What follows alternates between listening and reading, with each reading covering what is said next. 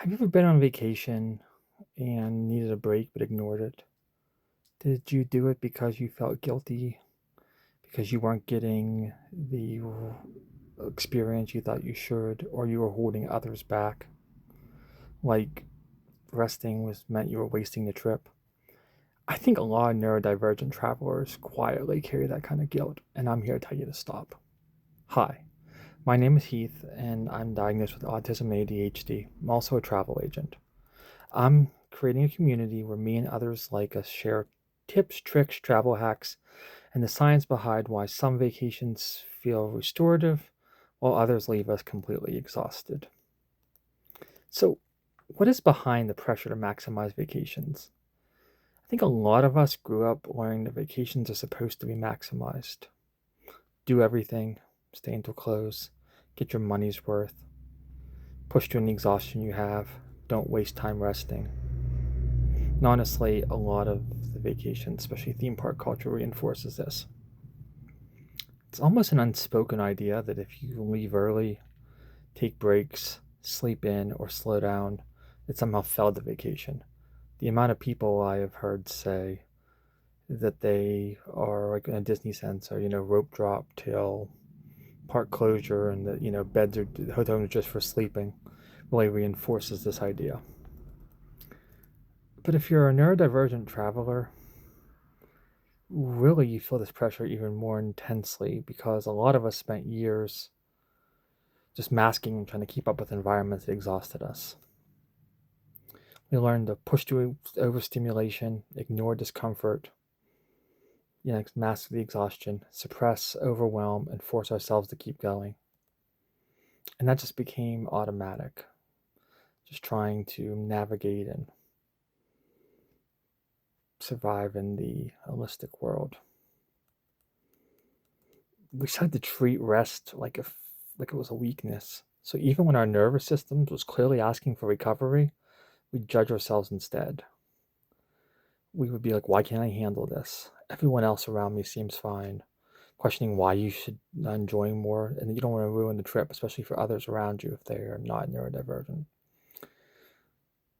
Honestly, that guilt can become more exhausting than stimulation itself. We already have so many decisions and so much thoughts and overthinking.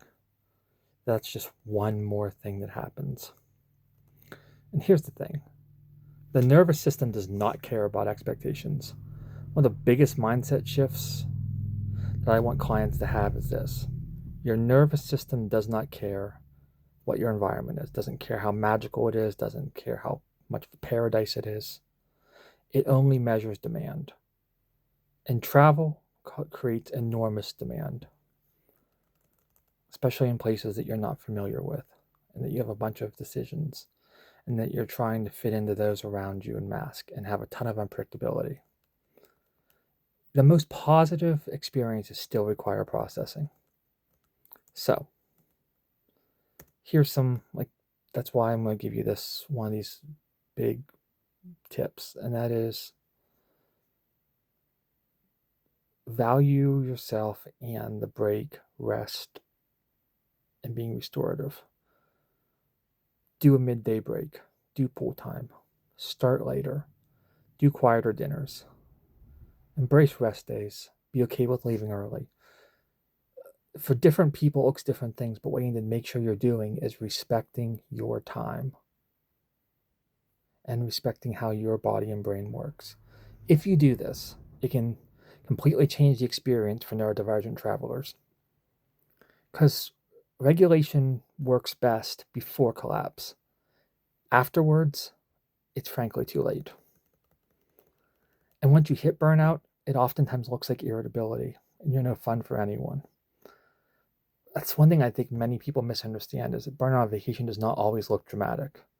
It oftentimes looks like irritability, emotional shutdown, indecision, that numb feeling inside, snapping at people. My wife can attest to this one, and wanting to isolate. And then all of a sudden, things you were excited for, you're just not enjoying. And many of us don't recognize those nervous system overloads until much later, and it's too late. What I want to challenge you to do is realize that rest preserves joy. It's not what ruins a vacation, it's what preserves it, it's what sustains it, it's what allows us to have the time we deserve.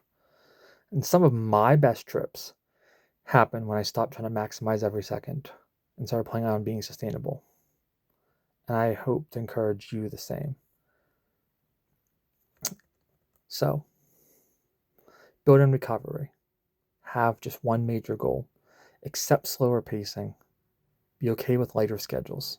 Honestly, enjoy the trip more than taking it was sustainable for you than constantly forcing yourself past your limits. Also, one of the last thoughts I have here is you don't need to earn rest. Like, you may subconsciously believe you need to earn rest through suffering first, but regulation is not a reward. It's support. It's what you deserve. So do what is good for you. Supporting your nervous system is not a weakness, and you will thank yourself for it.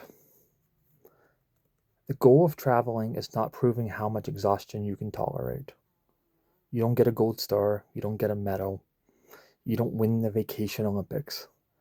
The goal is creating experiences your nervous system can enjoy so that you can have the best trip possible.